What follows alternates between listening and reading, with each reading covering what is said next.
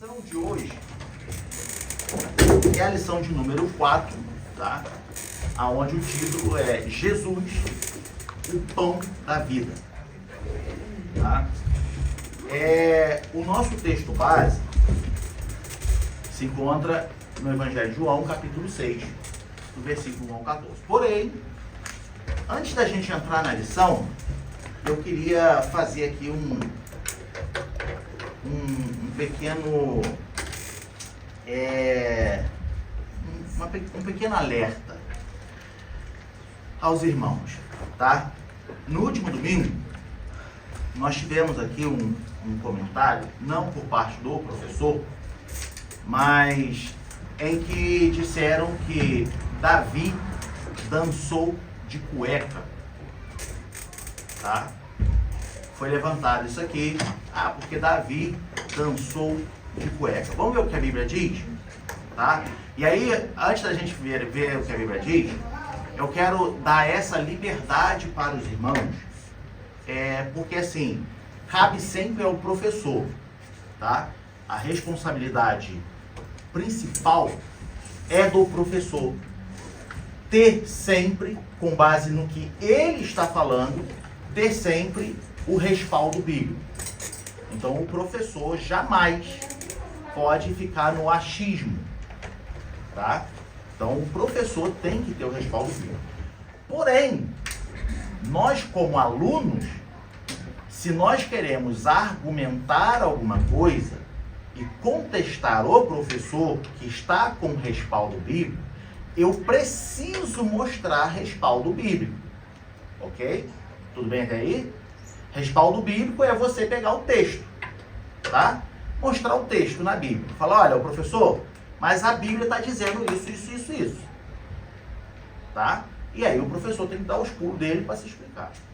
Caso contrário, não é ético você simplesmente levantar uma polêmica, tá? E deixar lá todo mundo agora com dúvida, todo mundo, tá entendendo? Sem uma explicação bíblica. E muitas das vezes, em defesa do professor, eu digo que muitas vezes, na cabeça do professor, é difícil, tá, ter um raciocínio rápido de lembrar o texto. Por quê? Porque o professor, ele se prepara para aquela lição que a gente vai discutir. E aí se começa a levantar assuntos paralelos, não que o professor não seja capaz, mas a sua mente está voltada para uma coisa. Então, no calor do momento, fica difícil, tá? Não que seja impossível, fica difícil. Amém? Até aí? Então, a liberdade que eu quero dar para os irmãos é que o seguinte, quando os irmãos escutarem, independente de quem seja, tá? Independente de quem seja, algum comentário, dizendo, por que Davi dançou de cueca? Fala, peraí, me mostra o texto. Me mostra o texto que diz que Davi dançou de cueca. Tá? Então, os irmãos como alunos, os irmãos também têm essa liberdade. Tá? Isso tanto para com o professor, quanto com quem levantar a questão aí no meio da igreja. Tudo bem? Vamos ver na Bíblia o que a Bíblia diz? 2 Samuel, capítulo 6, versículo 14. Esse é o texto. Para a gente poder entrar na nossa lição, tá, amados? Mas eu passei a semana pensando e fiquei preocupado com isso, porque, infelizmente, nem todos que frequentam a escola dominical pegam a Bíblia para ler e verificar. E aí fica só com aquilo que escutou na escola, tá entendendo? Então é importante os irmãos pegarem a Bíblia e ver. 2 Samuel, capítulo 6, versículo 14. Tá? É quando Davi leva a arca para Jerusalém, tá bom? E a Bíblia diz assim, e Davi saltava com todas as suas forças diante do Senhor. E estava Davi cingido é vestido, tá, amados? Cingido é vestido, de um éfode de linho. Vamos ver o que é esse éfode de linho? Vamos ler 1 Crônicas, capítulo 15, versículo 27.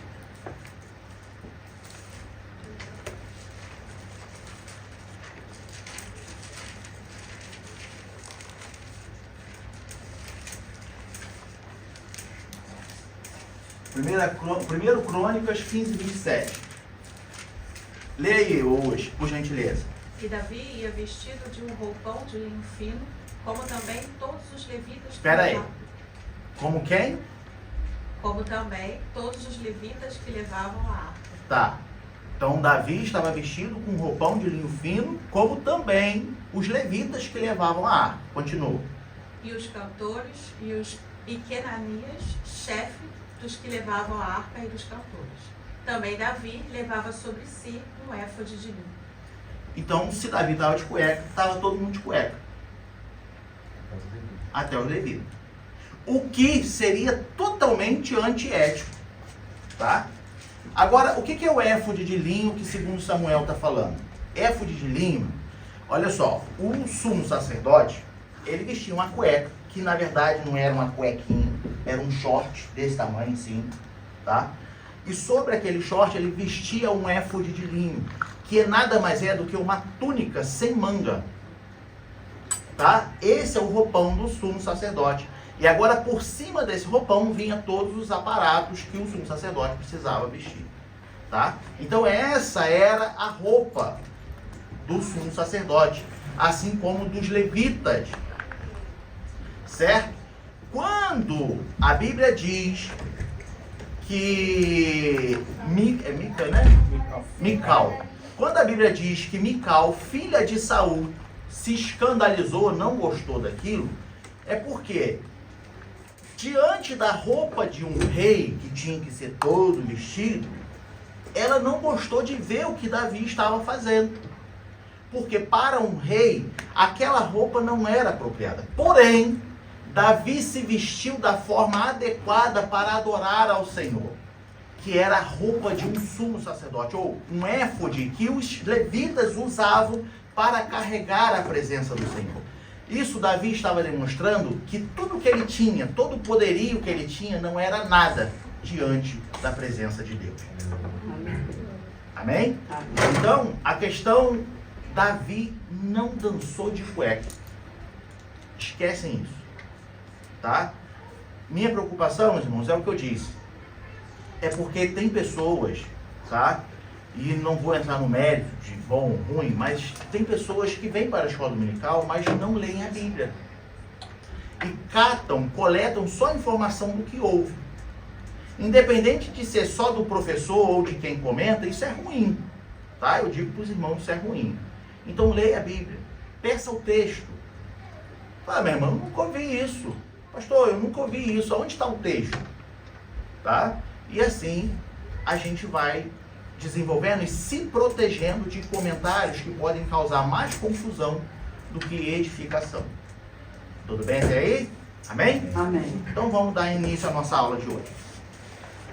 Evangelho de João, capítulo 6.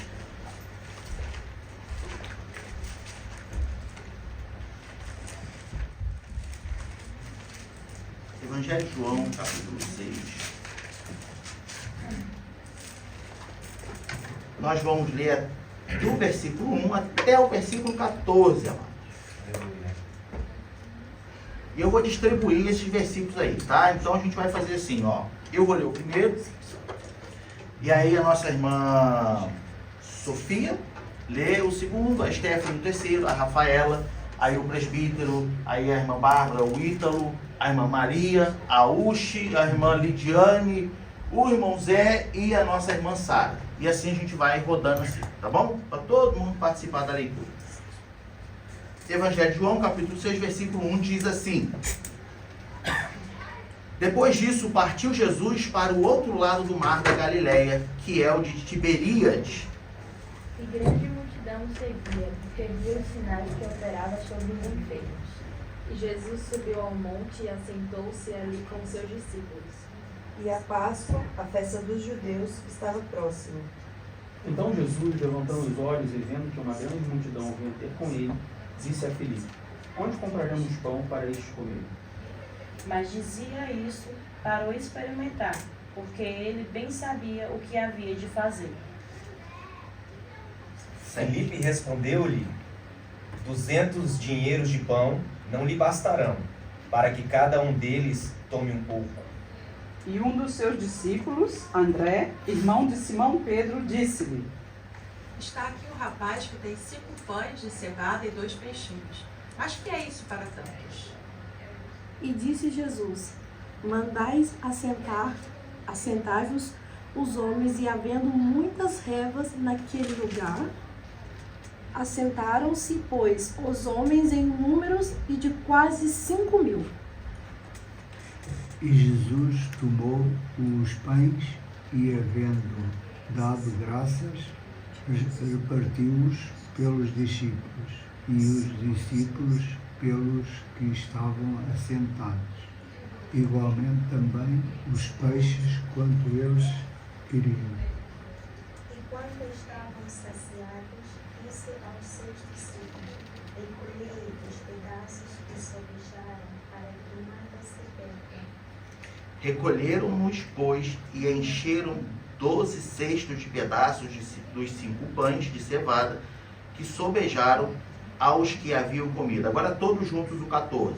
Vendo, pois, aqueles homens o milagre que Jesus tinha feito, diziam: este era verdadeiramente o profeta que devia vir ao mundo. Amém. Amados, a lição de hoje está falando sobre Jesus, o pão da vida. Tá? E essa passagem ela está num contexto aonde se trata da multiplicação dos pães. É válido a gente lembrar de que houveram 2 multiplicações de pães, tá? E já aconteceu de pessoas misturarem as referências, pegando parte da segunda multiplicação, do que aconteceu na segunda multiplicação, e falando como se fosse a primeira, e vice-versa, tá? Então na Bíblia nós temos por duas vezes Jesus multiplicou os pães. Amém? Até aí? Amém. Essa é a primeira multiplicação, tá? Se você voltar nos outros 3 evangelhos, você vai ver que essa primeira multiplicação dos pães, ela acontece, ela é relatada nos outros 3 evangelhos também. Sendo assim, essa primeira multiplicação dos pães acontece ou é descrita nos 4 evangelhos, ok? Esse milagre de Jesus, ele é descrito nos 4 evangelhos. Lembrando que em cada evangelho, ele vai relatar com um detalhe diferente do outro. Porque a gente já aprendeu que cada evangelho foi dirigido para um grupo específico de pessoas, então era importante para aquele grupo de pessoas destacar tal ponto naquele evangelho. Tudo bem até aí? Já na segunda vez que Jesus multiplica os pães, ele já não é relatado mais nos 4 evangelhos, somente em Mateus e Marcos, tá? Então, por exemplo, pegando Marcos como referência, se a gente for em Marcos capítulo 6, só para os irmãos verem, tá? Marcos capítulo 6, você vai ver, a partir do versículo 30, a primeira multiplicação, tá? Então, Marcos 6:30, você vê a primeira multiplicação. Em Marcos capítulo 8, versículo 1, você vê a segunda multiplicação. Tudo bem até aí? Então, a gente tem aqui, por 2 vezes, Jesus multiplicando os pães, tá? A primeira consta nos 4 evangelhos. A segunda, somente em Mateus e Marcos, ok? Voltando à nossa multiplicação de pães, que é em João capítulo 6, já que todo trimestre é baseado no Evangelho de João, João ele vai destacar algumas coisas, tá? Que nos demais evangelhos não se destacam. Por quê? O propósito de Jesus é mostrar o quê? O propósito de João é mostrar o quê em relação a Jesus? A sua divindade. A sua divindade. Então João vai destacar essa passagem, esse milagre, com alguns detalhes específicos que os demais evangelhos não vão destacar. Pastor, qual é o certo para eu ler? Leia os 4. Sabendo que se trata da mesma coisa, só que com destaques diferentes. Então, podemos dizer que um está complementando o outro, numa visão geral, para nós hoje. Então, quando você lê os 4, você tem todas as informações reunidas ali do que de fato aconteceu na multiplicação dos pães. Amém? Vamos lá. Aqui no capítulo 6, a Bíblia vem nos dizer que depois disso, partiu Jesus para o outro lado do mar da Galileia, que é o de Tiberíades. Vamos entender esse primeiro versículo, tá?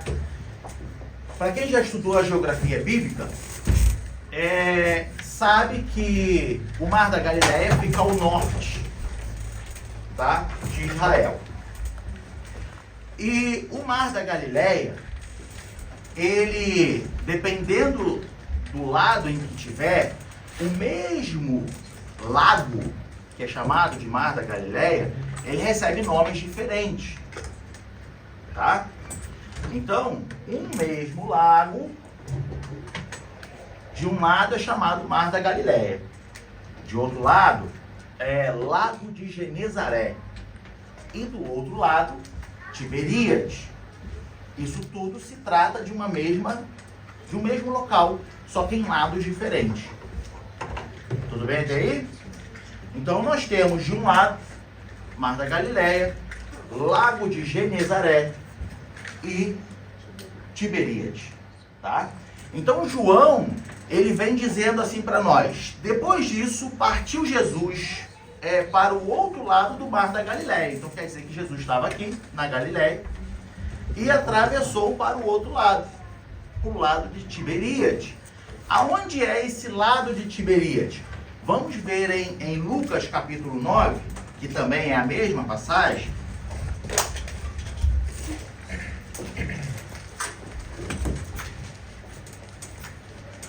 Lucas capítulo 9.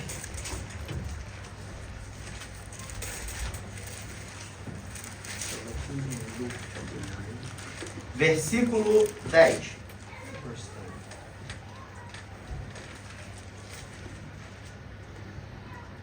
Lucas 9, 10. Ele diz: e regressando os apóstolos, contaram-lhe tudo o que tinha feito. Isso aqui é logo depois do episódio de Herodes matar João Batista, tá? E aí o que acontece? Ó, tinha feito. E tomando-os consigo, retirou-se para um lugar deserto de uma cidade chamada Betsaida. Ué, mas não era Tiberíades? Tiberíades era o lago em que a cidade de Betsaida chamava aquele lago de Tiberíades. Entende? Então Lucas está dizendo a cidade para onde eles foram. João só está dizendo que foram para o outro lado do lago. Está entendendo? Então eu posso dizer que, olha só, eu estou indo para Wilmersdorf, onde é a minha casa, ou eu posso dizer, eu estou indo para o sul. Entende? Não há diferença. Só que lembra que a gente disse que eles dão detalhes diferentes? E por que eu estou destacando esse ponto? Porque lá em João, dentro do nosso texto base, nós vemos que Jesus, na verdade, ele queria se retirar para um lugar deserto. Tá? Jesus, ao pegar os seus discípulos, após receber a informação de que João Batista tinha sido morto, Jesus ele quis se retirar para o deserto. Até porque eles precisavam comer. E onde que a gente lê isso? Lembra que eu disse que a gente sempre tem que mostrar o texto, não é isso? Agora vamos para Marcos capítulo 6. Mark chapter 6.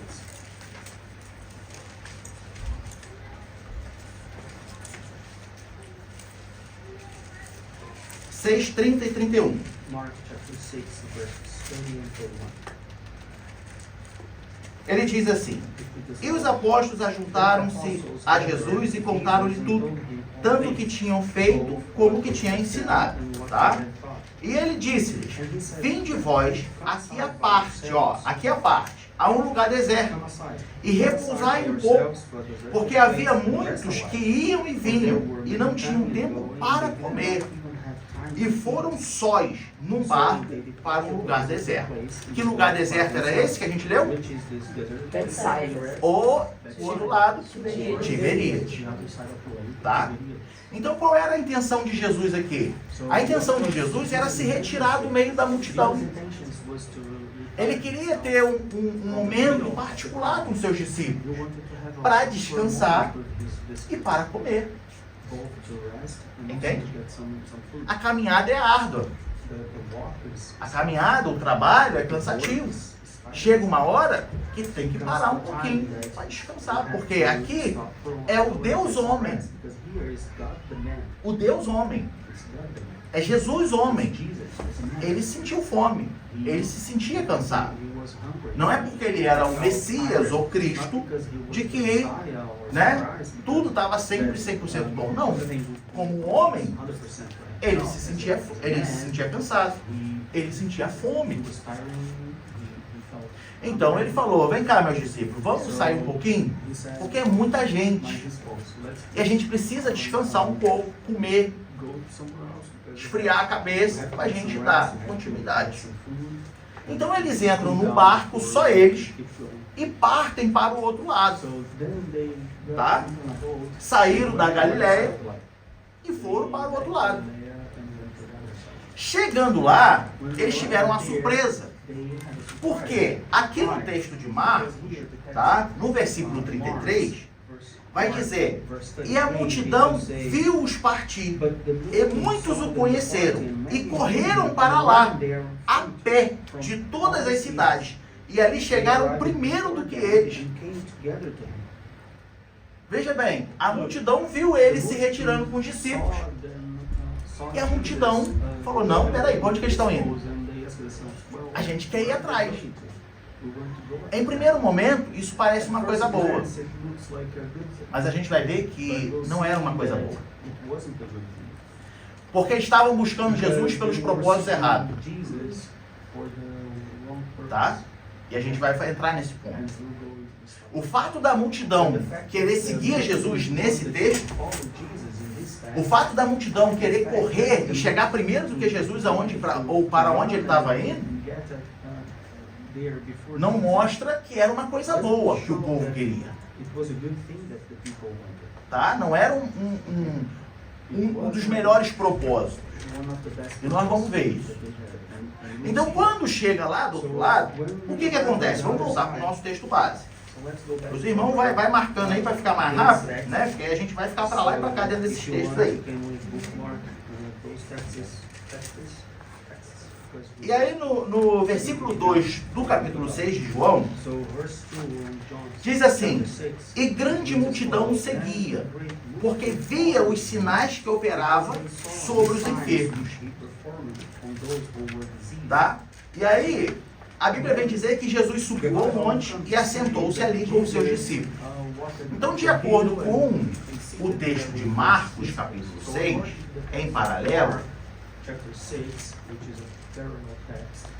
ele diz assim, no versículo 34 de Marcos 6, e Jesus saindo viu uma grande multidão e teve compaixão deles, porque eram como ovelhas que não têm pastor, e começou a ensinar-lhes muitas coisas. Então, quando Jesus chegou lá e viu que já tinha uma multidão esperando por ele, João descreve que Jesus, ele sobe ao monte.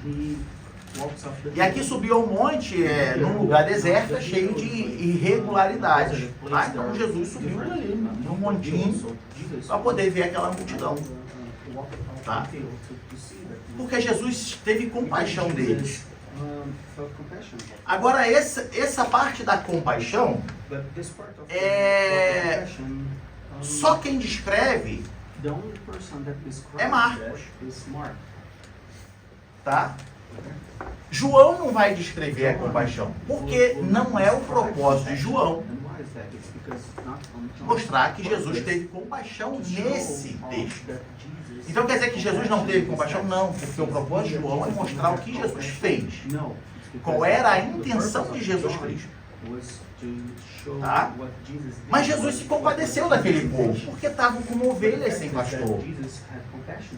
Então Jesus falou, tá, suspende a comida aí. A gente tem que ensinar esse povo.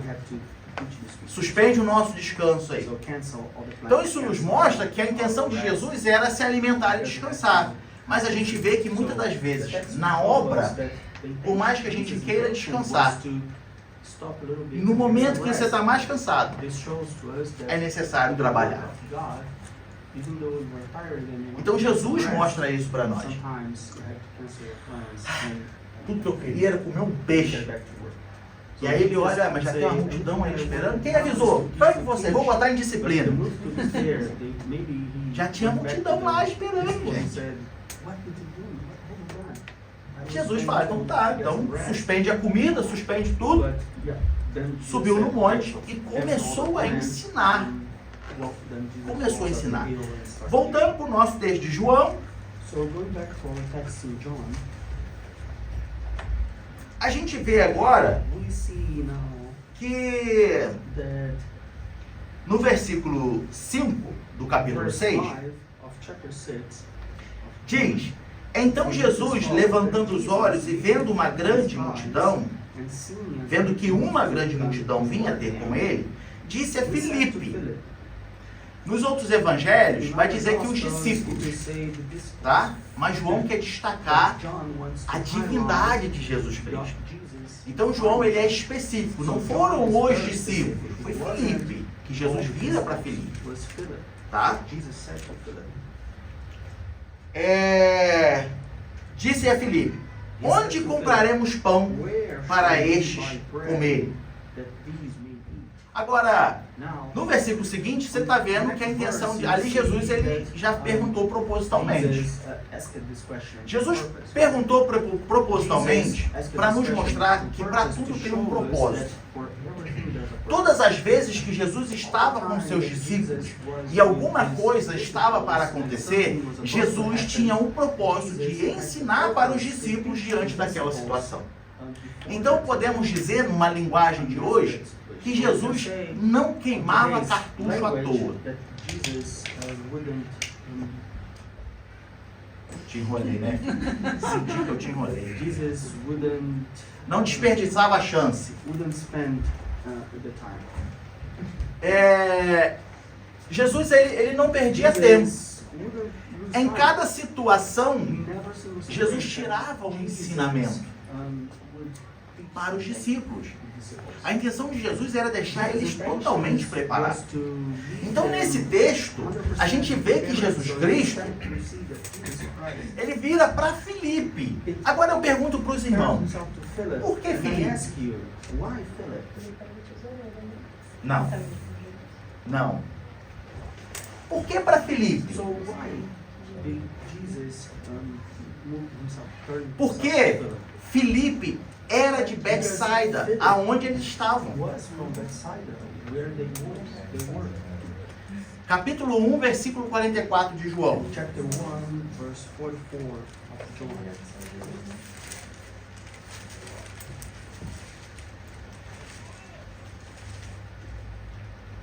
1:44.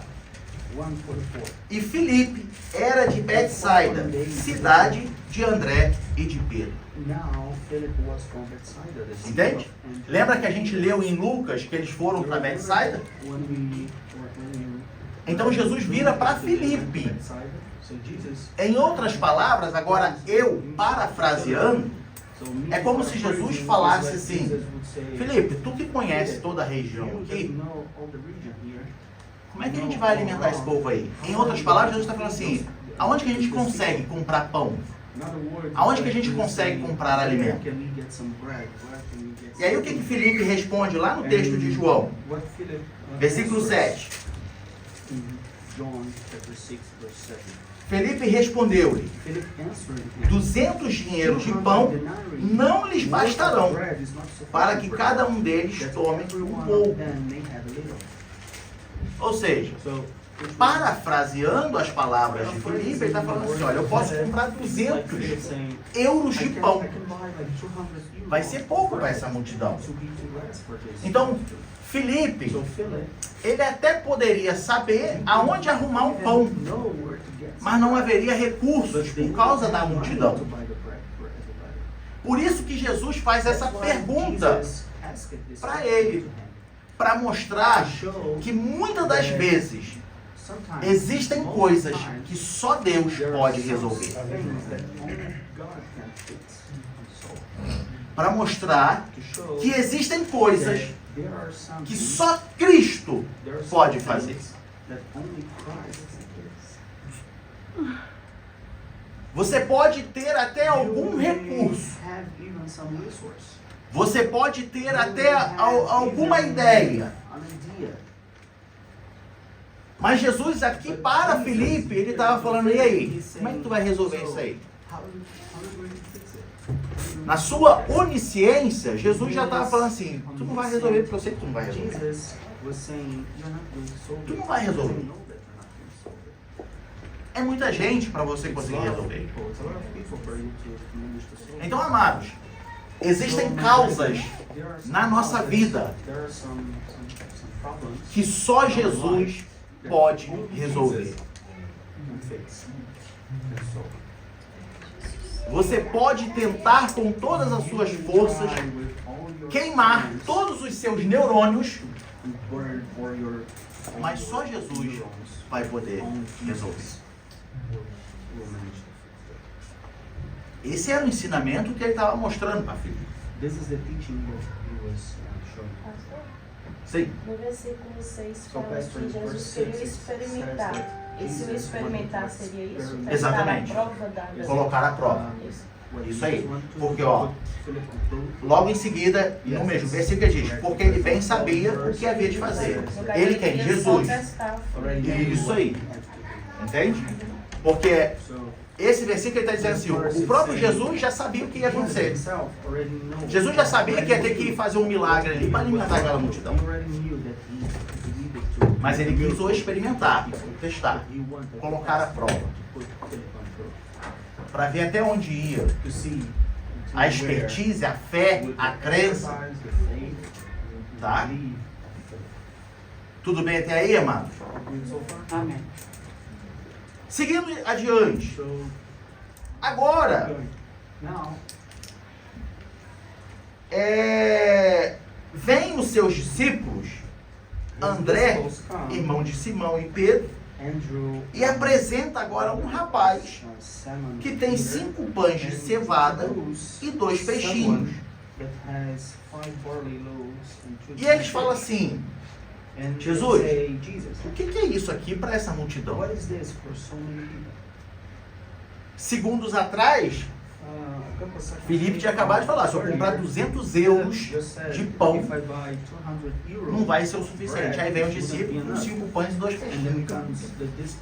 Fala, ó, eu tenho isso aqui, a gente achou esse menino aqui, provavelmente seria ali o lanche da tarde daquele menino. Ele saiu de casa, né? E a gente fala como menino, a Bíblia diz como um rapaz. Então a gente não sabe, mas acredita-se que, olha, ele levou aquilo ali por, né, um lanche da tarde. Ó, tô saindo de casa, não sei que hora que eu vou voltar, vou levar aqui esse alimento. E agora a Bíblia vem dizer que o quê? Versículo 10. E disse Jesus, mandai assentar os homens. E havia muita relva naquele lugar. Assentaram-se, pois, os homens em número de quase 5.000. Veja, 5.000 pessoas. Se a gente for, deixa eu ver se é Lucas ou se é Marcos, nesse texto,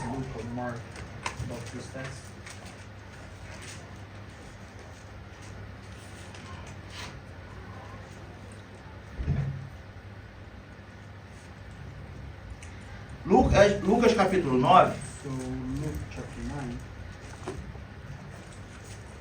versículo 14.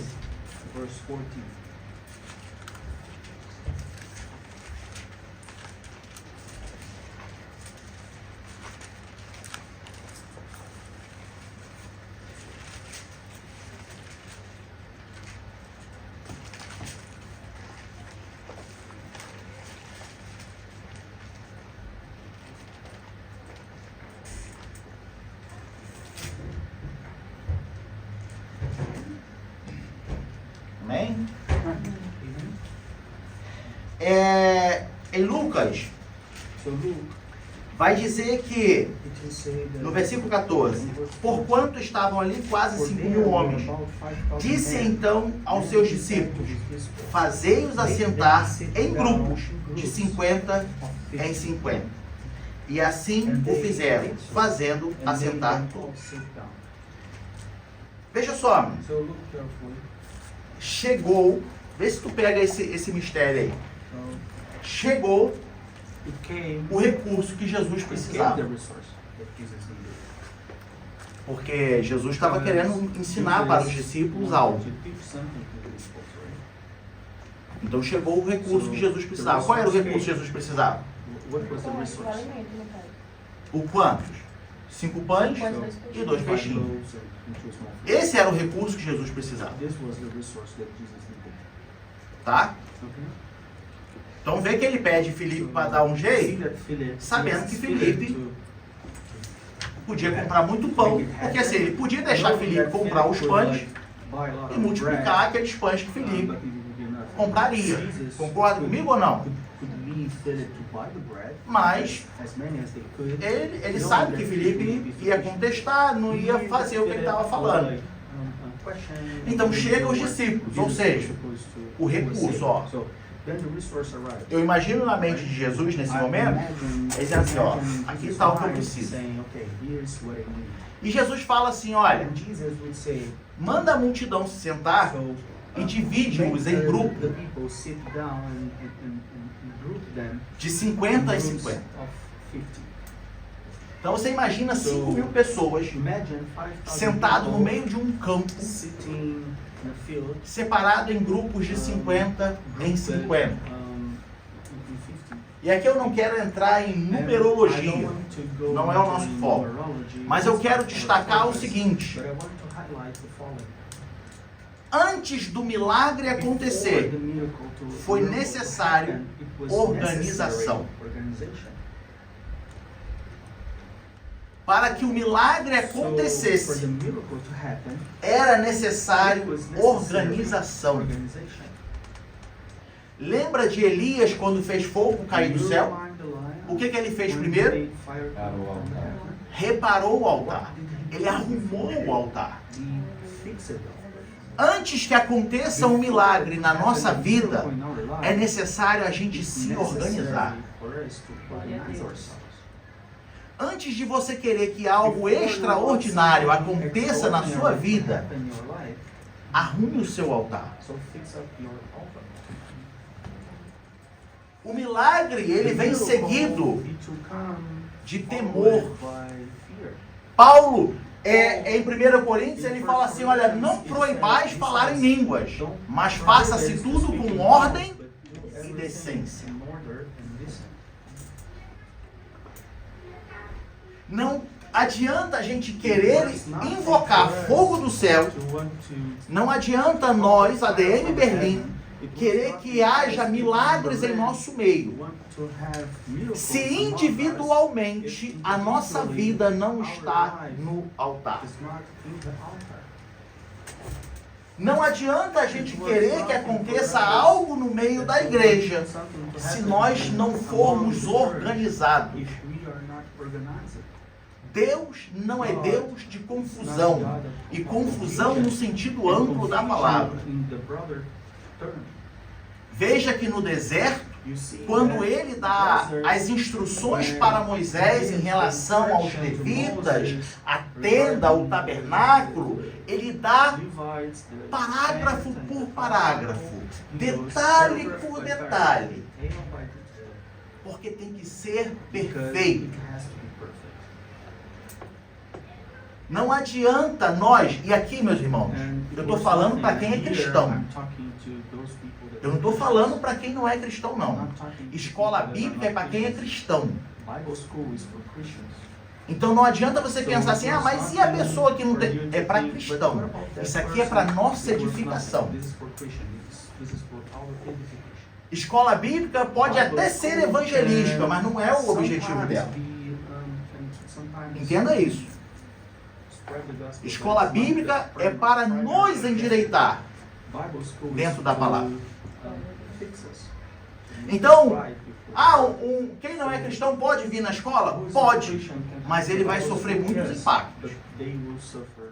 Porque a escola bíblica é para dar chibatada em crente. Então por isso eu digo, você quer ver o agir de Deus na sua vida? Organize o seu altar. Organize a sua vida. Tenha temor. Porque organização diante de Deus é temor diante da sua presença. É saber se comportar diante do rei. De uma forma ordenada. De uma forma organizada.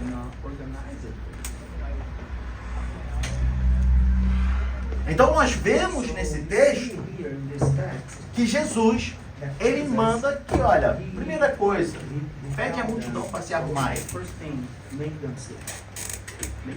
Porque senão vai ficar um disperso para lá, outro olhando para o outro lado, e aí vai passar a comida, ninguém vai comer, aí uns vão ficar sem comer.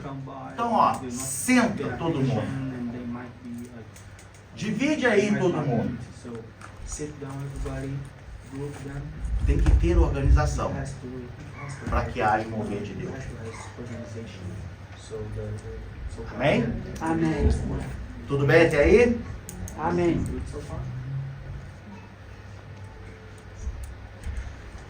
Seguindo o texto. Versículo 11 ele diz: E Jesus tomou os pães e, havendo dado graças, repartiu-os pelos discípulos, e os discípulos pelos que estavam assentados, e igualmente também os peixes, quanto eles queriam. Agora aqui, a gente vai abrir um outro parênteses, que é o ponto em que eu disse que o povo estava seguindo a Jesus pelos motivos errados. Tá? O povo seguia Jesus Cristo não olhando pelo lado certo, mas com os interesses errados. Por quê, amados?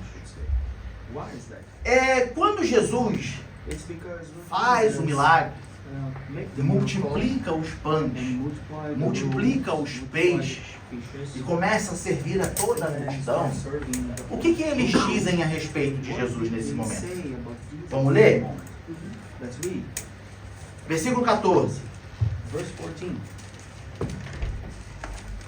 Vendo, pois, aqueles homens o milagre que Jesus tinha feito, diziam: este é verdadeiramente o profeta que devia vir ao mundo. Tá. Eles reconheceram que Jesus era diferente, mas eles não reconheceram como um Cristo, o Messias. Por que eu digo isso? Vamos saltar o texto, sem quebrar as hermenêuticas, entendeu? Ou a hermenêutica. Versículo 26. Antes da gente ler, aqui vai dizer o seguinte: Jesus fez esse milagre, tá? Aí agora, Jesus ele despede os seus discípulos.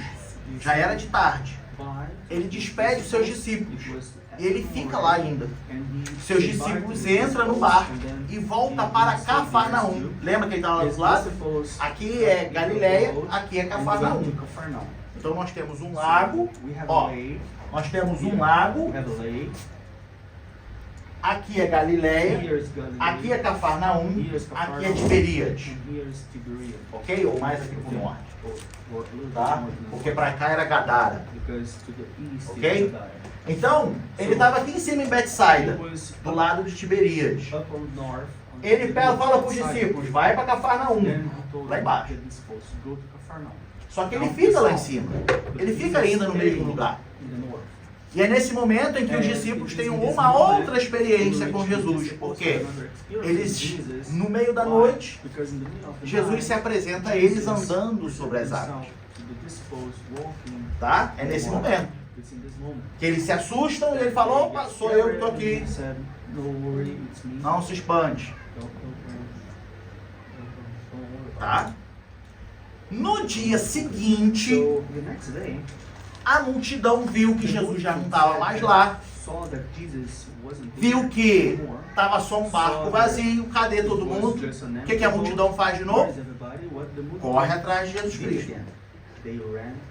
Vai atrás de Jesus Cristo para Cafarnaum. Agora o que acontece? O que acontece? Versículo 26.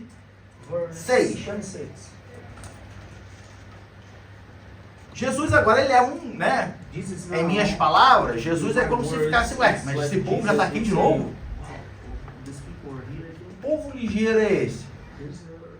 Estava lá em cima, já está aqui embaixo de novo? Aí agora Jesus ele dá um sermão no povo. Você vê que na primeira, Marcos vem dizer que ele teve compaixão. Porque eles estavam como ovelhas sem pastor. Mas agora, Jesus ele dá um sermão. Ele dá uma paulada na cabeça deles. Por quê? Olha o que Jesus diz. 26. Na verdade, vos digo que me buscais não pelos sinais que viste, mas porque comeste do pão e vos saciaste. Trabalhai não pela comida que perece, mas pela comida que permanece para a vida eterna, a qual o Filho do Homem vos dará, porque a este o Pai Deus o selou. Aí agora olha só como é que aquelas pessoas que falaram assim, não, esse é o profeta, né? Esse é o profeta que ele fala? É o profeta que devia vir ao mundo, quando ele fez o milagre lá em cima. Agora Jesus ele dá, né, um sermão neles. Fala assim, ó, vocês não estão me procurando do jeito certo. Vocês estão com as intenções erradas. Vocês estão vindo só porque eu saciei a fome física de vocês.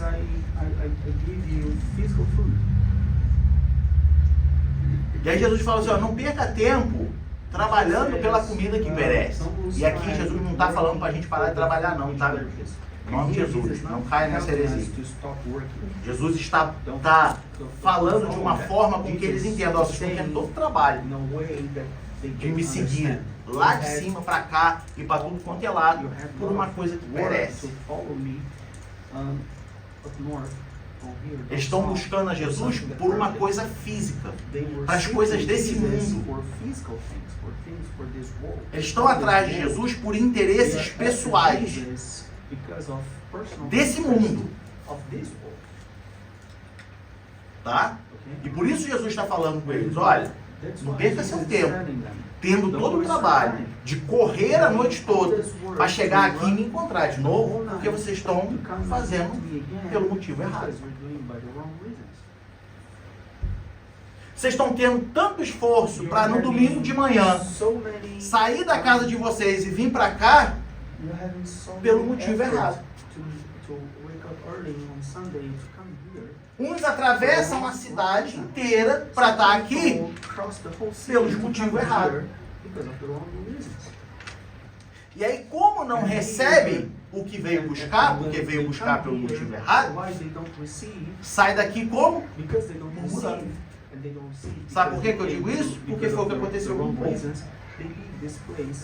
Até os discípulos, uns, não os 12 apóstolos, mas dos discípulos que seguiam Jesus, deixaram ele por causa dessa palavra. Deixaram ele por causa dessa palavra. Dura é essa palavra para nós.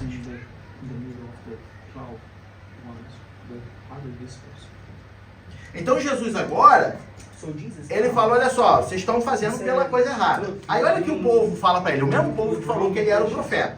Tá? 28 e 29. E o 30. Disseram-lhe, pois, que faremos para executarmos as obras de Deus? Isso é o povo perguntando ele.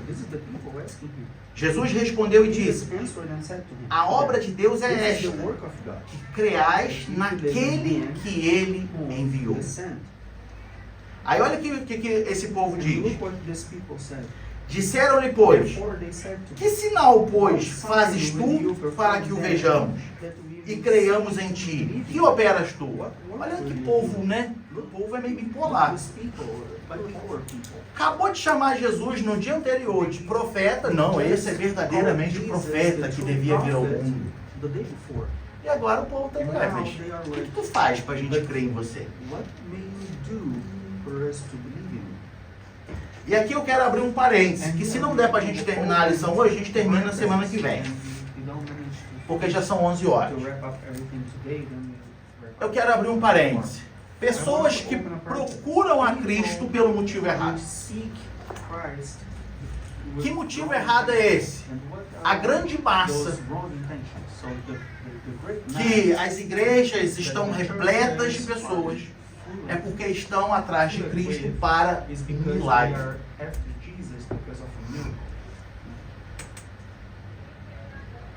E aí você vai me perguntar, mas é errado querer um milagre? Não, mas buscar a Cristo por causa do milagre é errado.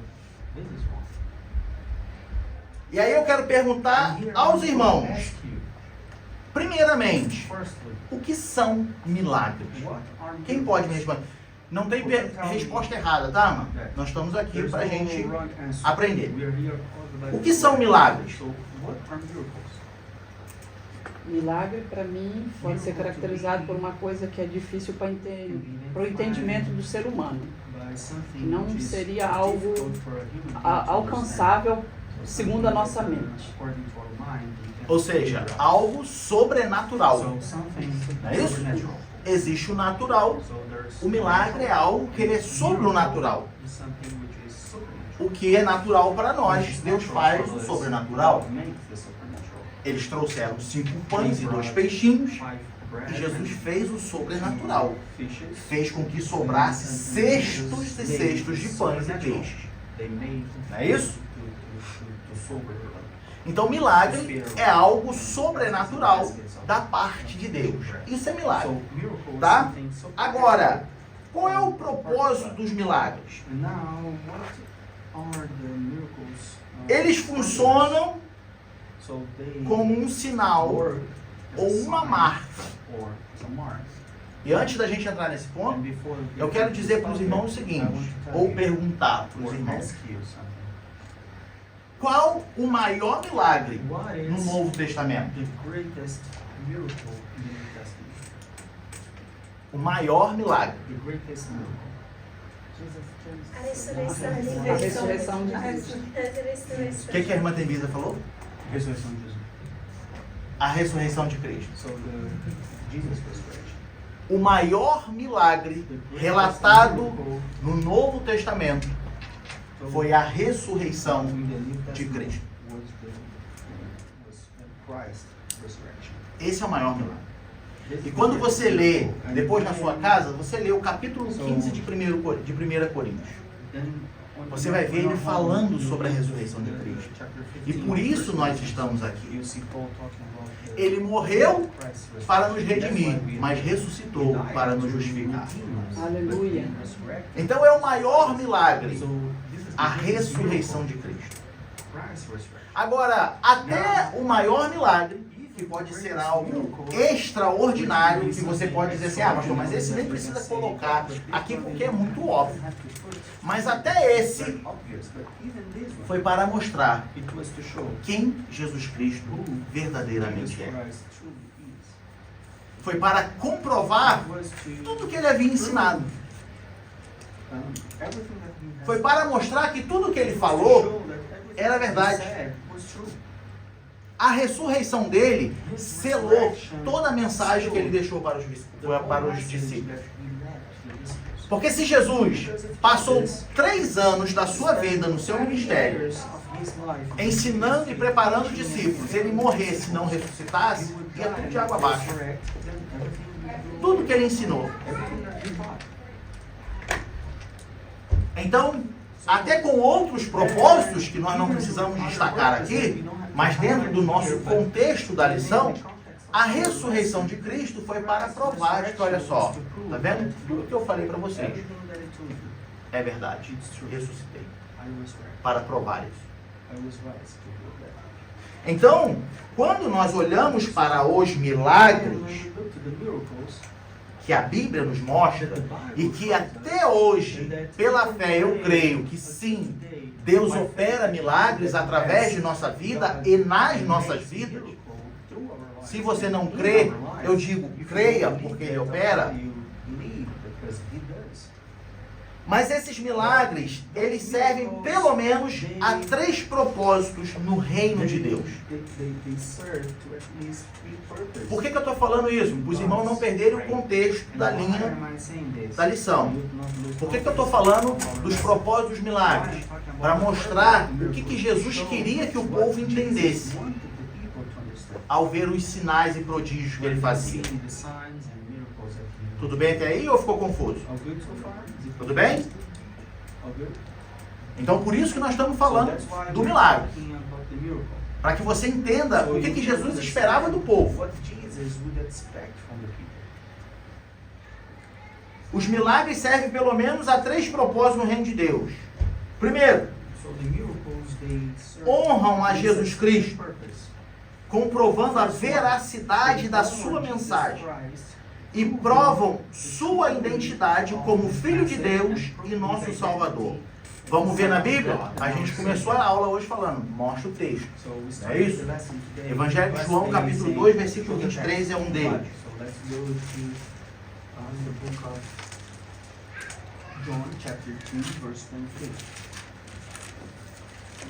Pode ler aqui para mim alguém? O balão aqui não...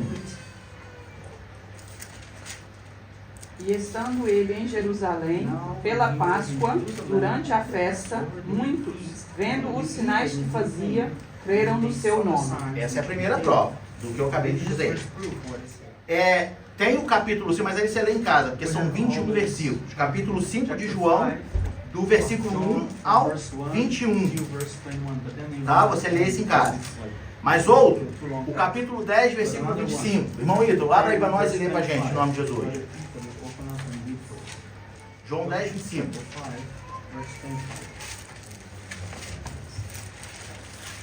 Respondeu-lhe Jesus: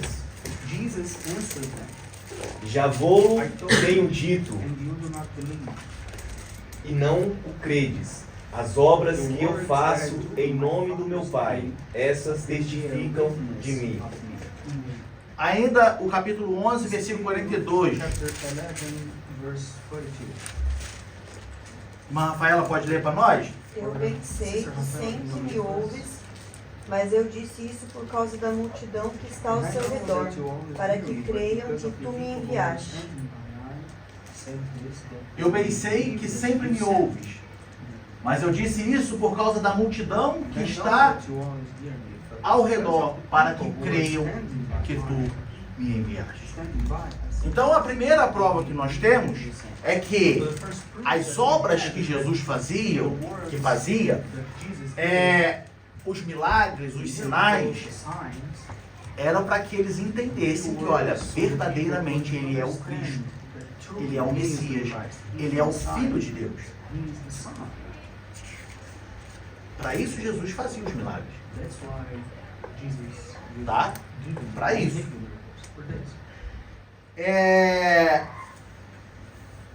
Também expressa o amor compassivo de Cristo. Então os milagres também expressam o quanto Ele ama. Tá? Vamos ver Marcos 8:2, que aí aqui já é dentro da segunda multiplicação dos pães. Mas como a gente está falando da prova dos milagres, tá? A gente vai ler 8:2 de Marcos, que é a segunda multiplicação. Veja. Tenho compaixão da multidão, porque há já 3 dias que estão comigo e não têm o que comer. Veja que na segunda multiplicação dos pães, não tem nada a ver com o nosso texto.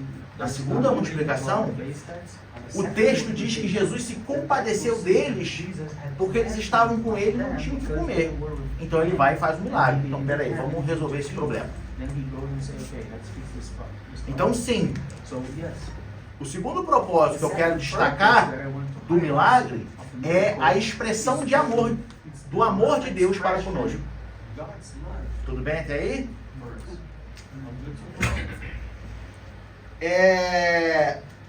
Atos 10, 38. Book of Acts, chapter 10, verse 38.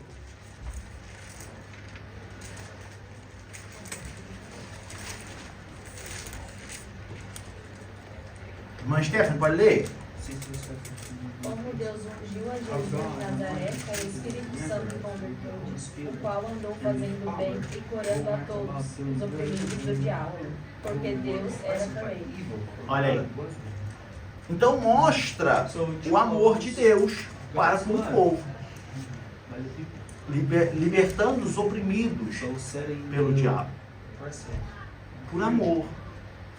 Então Jesus via, e como eu disse lá no começo, tudo que Jesus fazia em seu ministério terreno, que durou somente 3 anos, tudo que ele fazia tinha um propósito. Tinha um propósito. Então não pense que Jesus estava passando em um determinado lugar e falou, não tem nada a fazer, deixa eu fazer esse milagre aqui. Não, Jesus, ele tinha já as suas rotas traçadas desde a eternidade. Jesus, ele já sabia o que ele ia fazer. Jesus, ele já sabia como iria ensinar os seus discípulos. Então, 2 dos propósitos do milagre é honrar o nome de Jesus Cristo, comprovando a veracidade da sua mensagem, tá? E provando a identidade como Filho de Deus, nosso Salvador, expressando o amor compassivo e também a oportunidade da salvação. Porque aqui, meu filho, em Mateus 11, 22, não está falando especificamente, 11, 2, perdão, Mateus 11, 2, não está falando especificamente de um milagre.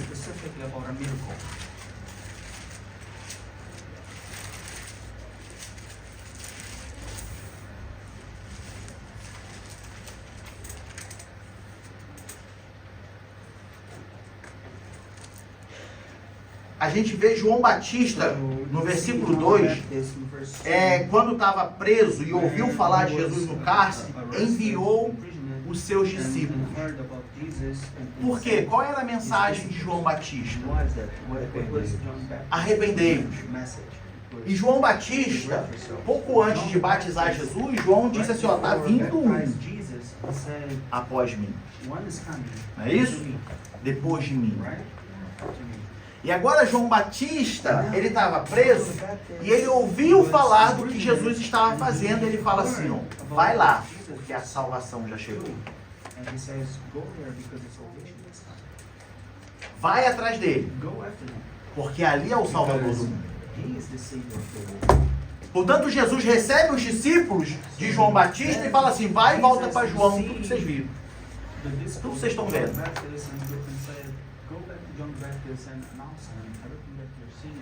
Os milagres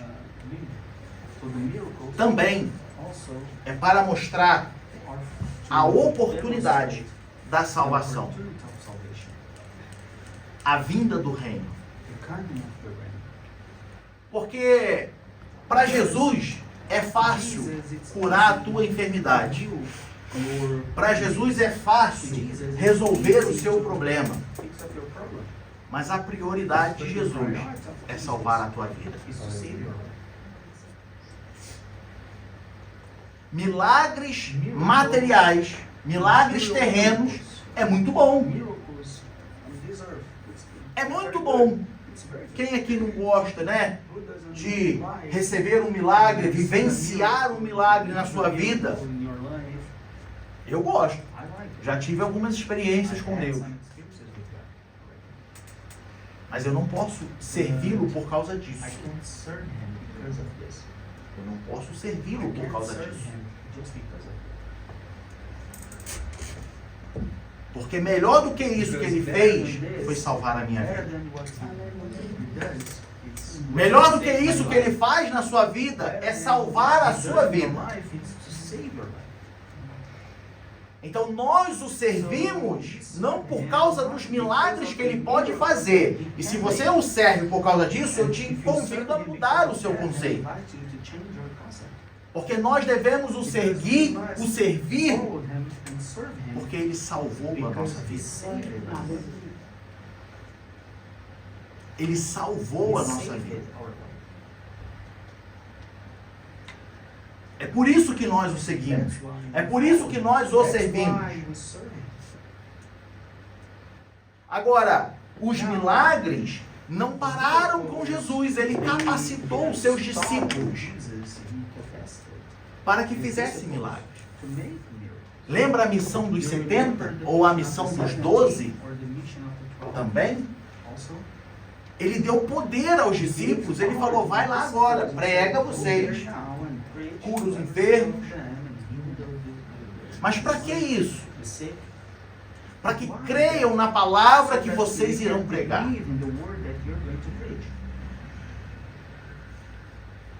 Para que ao verem os sinais saibam que verdadeiramente você está falando a verdade. Por isso que Paulo agora, lá em 1 Coríntios capítulo 2, Paulo ele vem dizer assim, a minha palavra e a minha pregação não consistem em palavras persuasivas de conhecimento humano, mas em demonstração do Espírito e de poder. Para que a vossa fé não se firme em palavras persuasivas de conhecimento humano, mas no poder de Deus. Então Deus nos capacita. O Espírito Santo manifesta os dons através de nossa vida. Não é para que você e eu a gente se sinta poderoso. Não é para que você e eu a gente se sinta os maiores da igreja. Mas é para testificar a palavra que está sendo pregada. Porque, infelizmente, muitos só creem se vê o milagre. Muitos, infelizmente, só creem se ver a marca na mão de Jesus. Mas Jesus disse para ele assim, olha, bem-aventurado os que não viram e creram.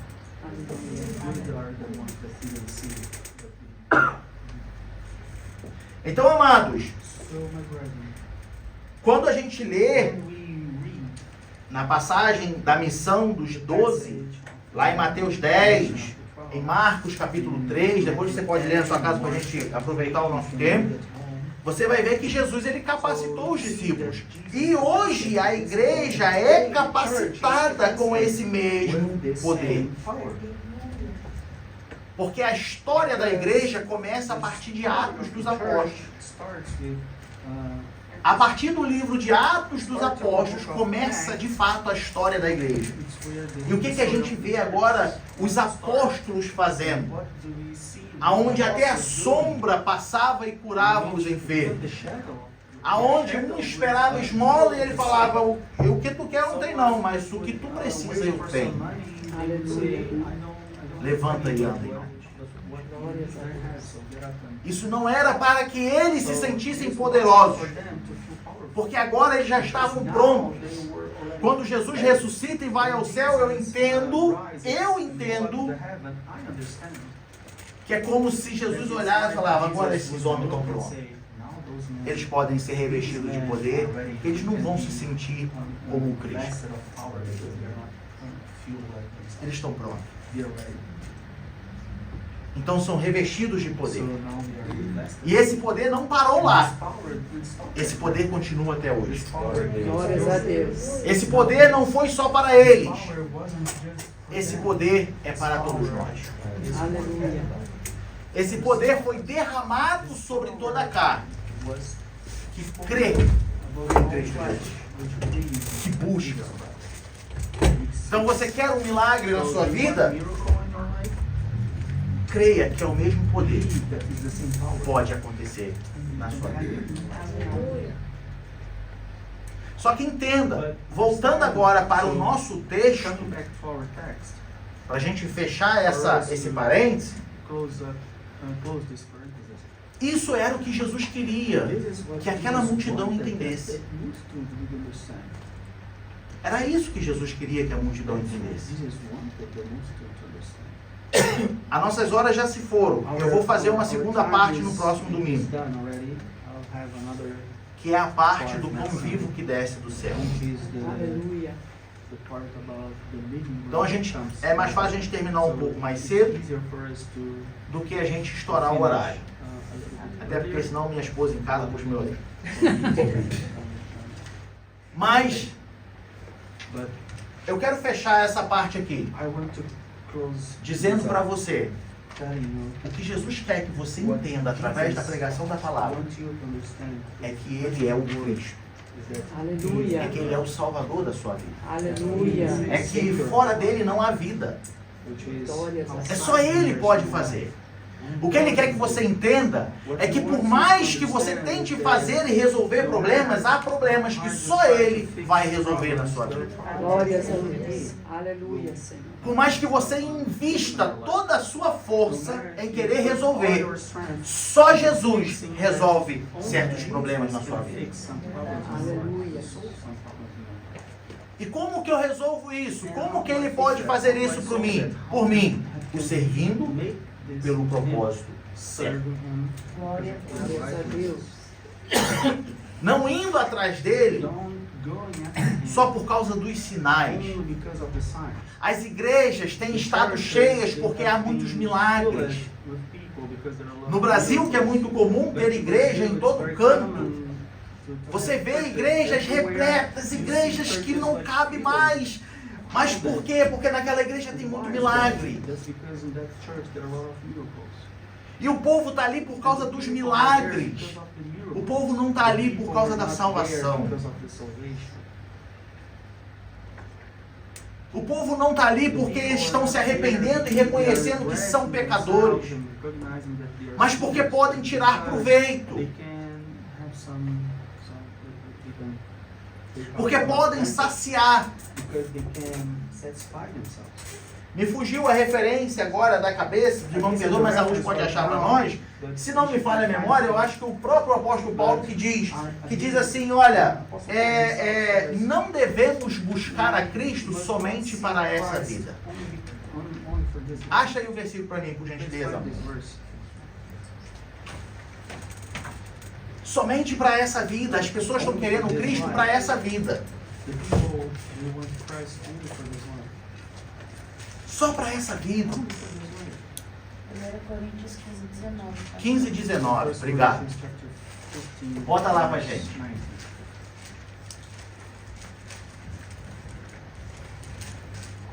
Olha o que ele diz.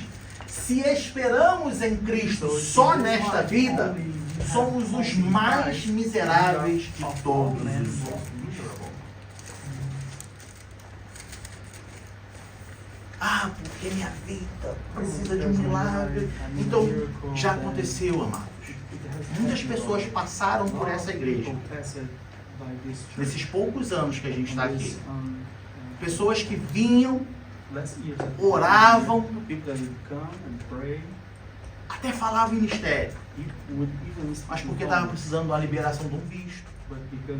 Porque estava precisando de uma liberação de passaporte. Aí quando conseguia, cadê o povo? Cadê? E já aconteceu da mesma pessoa passar aqui 3 vezes em épocas distintas pelo mesmo problema. E enquanto estava no processo do problema, estava aqui, joelho no chão, orava, buscava, resolveu o problema, sumia. Aí passava um tempo, dava um problema de novo, voltava. Ah, porque eu preciso de oração, porque isso. Aí resolveu o problema. Está buscando a Deus pelo propósito errado. É isso aí. Então, se a gente quer isso da parte de Deus, Paulo está dizendo, nós somos os mais miseráveis de todos os homens. Tu e eu Se nos comportamos assim, somos piores do que os pecadores lá fora. If we behave like this, then we are worse than Então era isso que Jesus estava cobrando do So povo. that's what Jesus was. O povo não estava enxergando quem ele era realmente. The people, they wouldn't. Porque o propósito de Jesus, amados, eu falei e vou repetir, Jesus é salvar a nossa vida. because his purpose is to save our life. O propósito de Cristo é ter você com Ele no céu. Aleluia. Esse é o propósito de Cristo. This is his purpose. Nessa terra as coisas são passageiras. Meu irmão, mas é errado eu pedir um milagre a Deus? Não, mas só não o busque por esse propósito. No, it's not. But don't seek him because of this. Peça a Deus um milagre. Ask God a miracle. Mas se for esse o único motivo que te faz buscar a Deus, amado, eu te digo, não perca seu tempo. Then I'll tell you, don't lose your time. Porque melhor do que qualquer milagre na sua vida é a salvação da sua alma. It's the salvation of Glória a your Deus. soul.